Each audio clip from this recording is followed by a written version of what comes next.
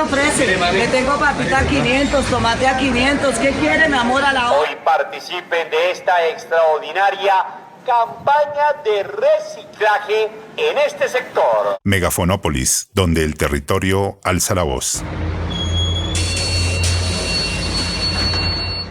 Hola, mi nombre es Ana María Peñuela y les doy la bienvenida a Megafonópolis, donde el territorio alza la voz. Hoy abordaremos en este programa el tema de las viviendas de interés social y las viviendas de interés prioritario en los tratamientos urbanísticos en la ciudad de Bogotá, teniendo en cuenta los debates y tensiones que se vienen generando sobre la propuesta de proyecto de acuerdo del POT El Reverdecer de Bogotá 2022-2035. Se encuentran unas inconsistencias entre la relación de las cifras de crecimiento poblacional, los nuevos hogares y las nuevas unidades habitacionales requeridas. Se observa que en los documentos técnicos de soporte de esta propuesta de proyecto de acuerdo se construirán unas 589.182 viviendas de 1.067.525 que se proyectaban en las cifras del DAN. Así, con esta información, vemos que los cálculos de la vivienda que se necesita para los próximos 12 años no están orientados a satisfacer las necesidades de vivienda de la población de bajos ingresos de la ciudad y por el contrario se genera un margen importante a favor del mercado inmobiliario que produce un tipo de oferta para los sectores de ingresos medios, aunque se rescata que en esta propuesta la exigencia para los constructores es la de generar un área mínima habitable para las viviendas de interés social de 36 metros cuadrados. Asimismo, no resulta claro para qué tipo de población se dirige, por lo que nos preguntamos, ¿estas reducirán las brechas y la vulnerabilidad de quienes habitan Bogotá o terminarán profundizando las relaciones dispares que benefician a los promotores y a los constructores? El análisis solo reconoce los nuevos hogares y sus necesidades, pero no incorpora los que desaparecen, la subdivisión de las viviendas, la salida de la población de Bogotá por los altos costos de localización, la existencia de un número considerable de viviendas vacías. Tampoco hay una evaluación de los cambios de modelo de vivienda unifamiliar a conjuntos multifamiliares verticalizados y los impactos en las dinámicas de la vida de los ciudadanos. El déficit de vivienda de interés social de Bogotá, como nodo principal del sistema de ciudades, ejerce presión sobre los municipios más cercanos, incrementando no solo la necesidad de techo, sino de servicios públicos, de oferta dotacional y de sistemas de movilidad. Adicional al déficit de vivienda de interés social se encuentra la oferta de vivienda no bis, que ocupa suelos de la región a través de dinámicas de suburbanización y que se relaciona en buena medida con una demanda originada en sectores poblacionales de altos ingresos de la ciudad de Bogotá. La pregunta es si este POT resuelve los problemas históricos de la vivienda social en la ciudad. Ya regresamos con Megafonópolis.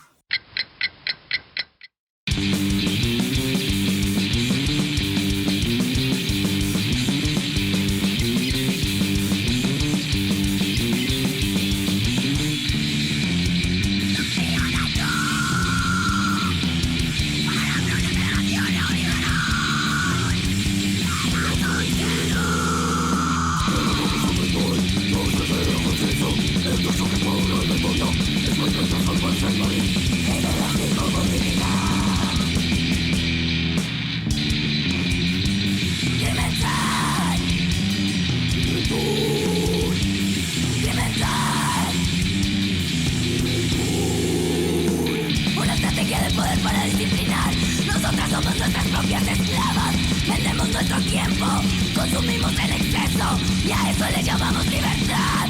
Crimen dual, el gran hermano te vigila.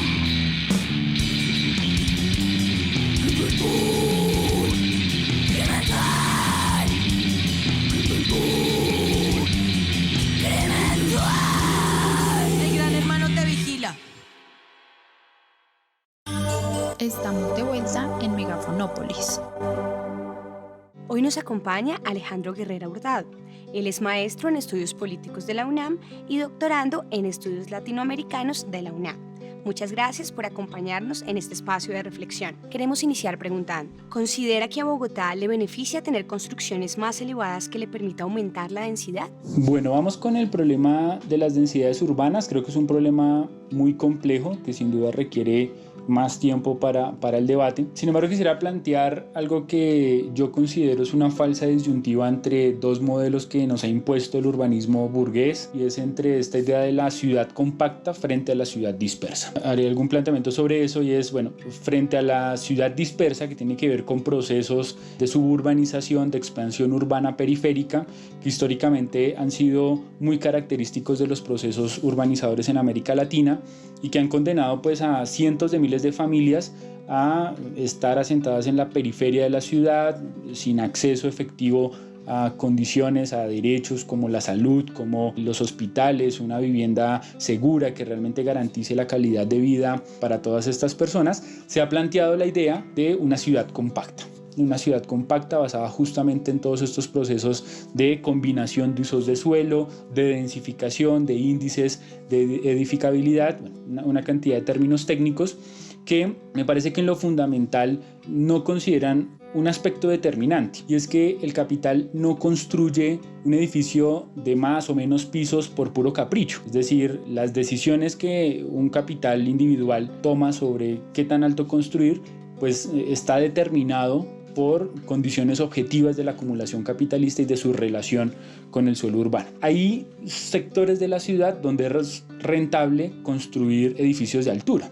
Es decir, estos procesos de densificación, repito, no están determinados por la voluntad subjetiva del capitalista, sino que están asociados a procesos de capitalización de rentas diferenciales. Para poder construir en edificios, pues el capital tiene que invertir en otro tipo de materiales, tiene que incorporar sistemas de desplazamiento vertical, como los ascensores, tiene que invertir en mayor cantidad de maquinaria, grúas, todos estos elementos. Es decir, hay un precio de producción más elevado. Luego, para poder construir de manera rentable un edificio de mayor altura, tienen que hacerse en sectores de la ciudad donde los precios inmobiliarios garanticen pues una tasa de ganancia similar o superior a la media en ese periodo en el que ha sido construido.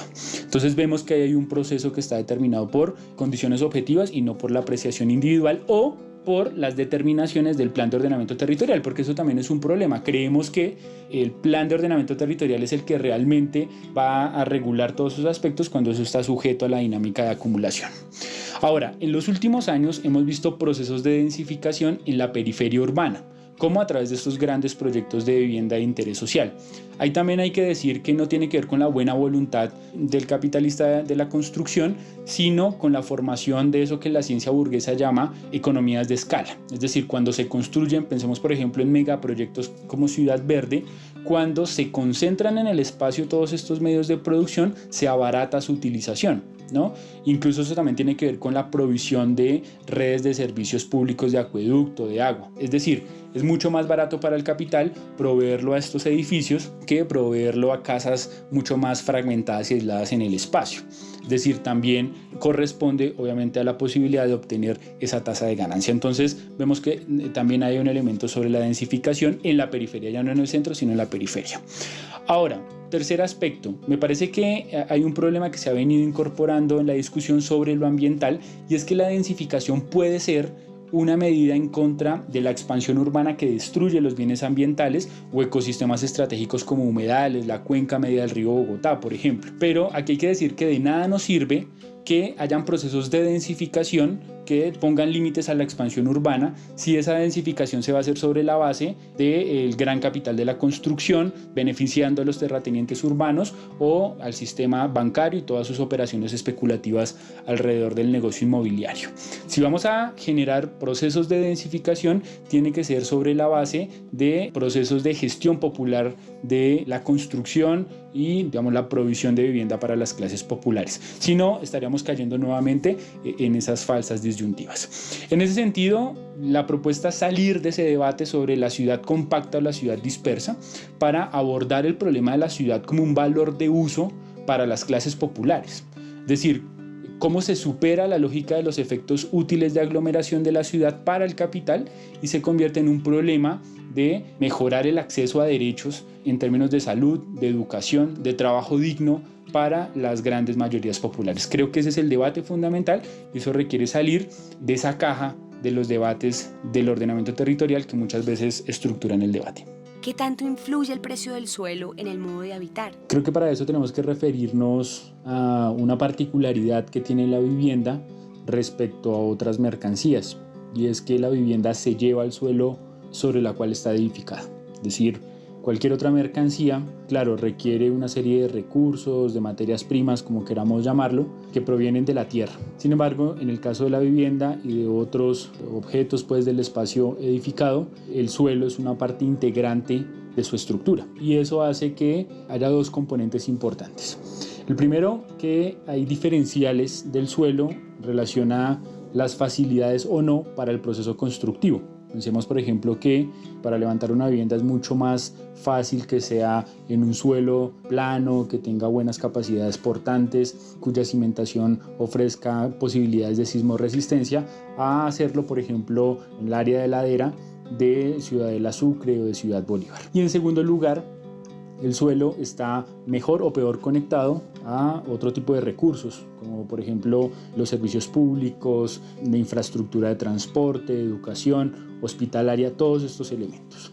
Entonces, en función de estas ventajas que tiene el suelo, por las posibilidades constructivas o por su grado de articulación, los dueños de ese terreno van a exigir de aquellos que emprendan el proceso constructivo de la vivienda, en este caso, digamos, las grandes empresas de la construcción, Amarillo, Constructora Bolívar, Urbanza, van a exigir de ellos una porción de la ganancia en función de esas ventajas diferenciales que tiene el suelo del cual ellos son dueños. Esa proporción de la ganancia que se transfiere al dueño del terreno es lo que comúnmente se llama como la renta del suelo. Esas rentas del suelo obviamente van a ser más altas en zonas de la ciudad que ofrecen más garantías y se van a ver expresadas en el precio de la vivienda. Esto nos lleva a un elemento muy importante, y es que esa estructura de la renta del suelo, que se materializa en los precios de los terrenos, va a ser un factor esencial en la diferenciación social de las clases, su manera de ocupar la ciudad, ¿no? Entonces, de ahí que los sectores populares, trabajadores, incluso las capas más empobrecidas, no tengan derecho a construir su vivienda en terrenos seguros, lo hagan en laderas de las montañas. Por eso es que tienen que ubicarse en sectores periféricos alejados de equipamiento de educación, equipamiento hospitalario, de transporte público, de todos estos elementos. Por supuesto que es muy importante entender la importancia de los precios de suelo en la idea de la vivienda digna. La vivienda digna, que no puede ser solamente 4 paredes, obviamente pasa por ahí, por el problema de los materiales, de la calidad de la estructura, pero también de la vivienda digna en términos del disfrute y del acceso efectivo al derecho a la ciudad, ¿no? Entonces, ahí tenemos una aproximación de cómo en el régimen de propiedad privada del suelo, del capitalismo, se configuran estas rentas del suelo, y eso va a ser determinante para entender las maneras de habitar la ciudad. ¿A quién beneficia la construcción de la vivienda? Lo primero que tendríamos que especificar es a qué tipo de vivienda nos estamos refiriendo. No será lo mismo una vivienda autoconstruida de barrios populares en algún sector de Bogotá o de Cali o de Medellín, a hablar de estas grandes urbanizaciones de vivienda de interés social que se vienen construyendo con un mayor ritmo de productividad desde hace más o menos 20 años. Vamos a concentrarnos en esa franja de vivienda construida por el gran capital constructor, que está profundamente engarzado con el capital bancario, con, digamos, grandes grupos financieros en el país. Y lo primero que uno tendría que señalar justamente es desenmascarar esta idea de que se produce vivienda para cubrir el déficit habitacional en el país. Lo primero que tendríamos que esclarecer es que el capital de la construcción, al igual que cualquier otro capital, produce dentro de la lógica mercantil del modo de producción capitalista, es decir, no produce, no construye viviendas para satisfacer una necesidad, sino para valorizar su propio capital. Eso quiere decir que no construye viviendas para atender a la demanda real para todos aquellos quienes realmente necesitan una vivienda, sino para atender a la demanda solvente, es decir, para todos aquellos que puedan pagar por una vivienda. Eso es un elemento muy importante en la medida en que en las actuales condiciones de Colombia, donde hay un proceso de precarización, una informalidad de los trabajadores que es creciente, pues hay una contradicción en términos de la posibilidad real de acceder a la vivienda. Eso hace que sea cada vez más importante los mecanismos de apalancamiento crediticio, del crédito hipotecario y de la participación del Estado en esos procesos de valorización de capital en el sector inmobiliario, como a través de los subsidios de vivienda. Por último, ¿quién debería generar la gestión y construcción de la vivienda? Yo creo que hay una referencia bien importante que la da pues, las propias contradicciones que tiene que enfrentar el capital a la hora de tratar de valorizarse en esta rama de la construcción civil, pero se pueden señalar 3 grandes contradicciones. Primero, que es un sector de la economía, la construcción de vivienda, que requiere altísimas inversiones de capital, y eso ha hecho que históricamente el capital de la construcción requiera la asistencia de estos grandes sistemas de crédito o del apalancamiento, del fomento, que no en pocas oportunidades ha provenido del propio Estado. Segundo, el problema de relaciones de producción en la obra de construcción que son intensas en la explotación de la fuerza de trabajo de los obreros. Y tercero, todo lo que tiene que ver con el suelo urbano y la gestión, digamos las contradicciones que generalmente se establecen con los terratenientes urbanos. Yo creo que ahí está la clave para poder entender cuáles son los aspectos estratégicos de la construcción de vivienda. Y lo primero que uno podría plantear es que en Colombia tendría que desarrollarse un fondo público para la vivienda popular. Un fondo público que funcione como una banca pública especializada en el fomento productivo de la construcción y del crédito de la vivienda. Esto tiene una particularidad y es comprender que el problema de la financiación de la vivienda no solamente tiene que ver con los subsidios del Estado, sino que pasa por la privatización de los grandes vehículos de inversión. Por ejemplo, las administradoras de fondos pensionales. Realmente la expansión de la construcción privada de la vivienda de interés social se da después de que se ha consolidado todo este modelo privatizador de las pensiones, de la captación del ahorro. Realmente solo podemos impulsar un modelo estratégico para la vivienda si el Estado vuelve a hacerse cargo de todos estos componentes. Obviamente esto requiere de una participación creciente por parte de las cooperativas populares de vivienda, de los trabajadores organizados en estas instancias de gestión del ahorro público. En segundo lugar, requerimos de una empresa colombiana de infraestructura y obras civiles. Este aspecto es determinante porque cuando revisamos casos como los de Brasil, por ejemplo, nos damos cuenta de que, claro, allá hay un programa de vivienda que es Mi Casa, Mi Vida, que incluso lo impulsa el PT, pero hay una canalización de inversión de fondos públicos hacia el sector que deja en manos de las empresas privadas la construcción de vivienda.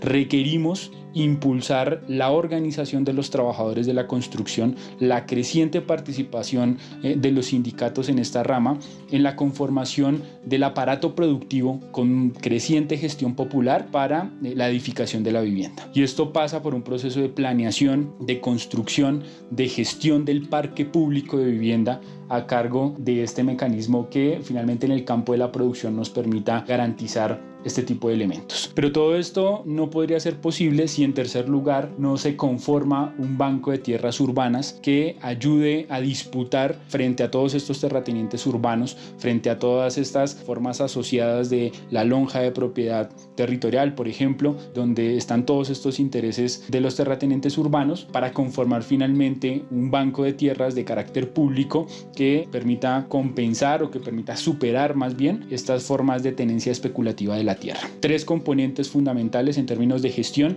que pasan por un fondo público, por una empresa de la construcción y la infraestructura y por un banco de suelos urbanos. Muchas gracias por acompañarnos. Somos Megafonópolis. Síguenos en nuestras redes sociales, Facebook, Twitter e Instagram como @Megafonópolis y escúchanos en nuestra cuenta de Spotify. Megafonópolis, donde el territorio alza la voz. Ahora bien, después de escuchar las diferentes intervenciones de nuestros invitados, evidenciamos las dificultades que tiene el distrito para generar viviendas de interés social y viviendas de interés prioritario en la ciudad de Bogotá, en donde la administración distrital considera que estos suelos están sin desarrollar, pero no se está teniendo en cuenta que son áreas de fragilidad en riesgos por antecedentes en minería o por ser áreas proclives a la inundación o por encontrarse en borde urbano rural, las cuales deberían ser determinantes importantes a considerar. Además, queda la sensación de que el porcentaje mayoritario de las viviendas nuevas que se proyecta construir no van a estar orientadas para satisfacer la demanda social en términos de viviendas de interés social y viviendas de interés prioritario. Es así como la ciudad debe evitar llevar este tipo de vivienda a la periferia y, por el contrario, debe buscar generar un crecimiento equilibrado, con unas nuevas viviendas de interés social y prioritario, con fácil acceso a la infraestructura, a los equipamientos y en últimas al derecho a la ciudad a través de la mezcla de usos y estratos. De esta manera, llegamos al final de nuestro programa de hoy. Agradecemos a los y las oyentes y les esperamos en nuestro siguiente podcast. Abrazos y recuerden, somos Megafonópolis, donde el territorio alza la voz. Adiós. Somos un equipo interdisciplinario conformado por profesores, profesionales y estudiantes de posgrado y de pregrado de la Universidad Nacional de Colombia, donde algunos hacen parte del grupo de investigación Procesos Urbanos en Hábitat, Vivienda e Informalidad, adscrito al Instituto Hábitat, Ciudad y Territorio de la Facultad de Artes. Nos enmarcamos en la misión de la universidad, en donde además de las labores de formación e investigación, también se participa en iniciativas de extensión e interacción con la comunidad, cuyo compromiso es contribuir a la solución de problemas de la sociedad a través de la generación de productos académicos, la discusión y el debate permanente con la ciudadanía sobre temas y problemas del territorio.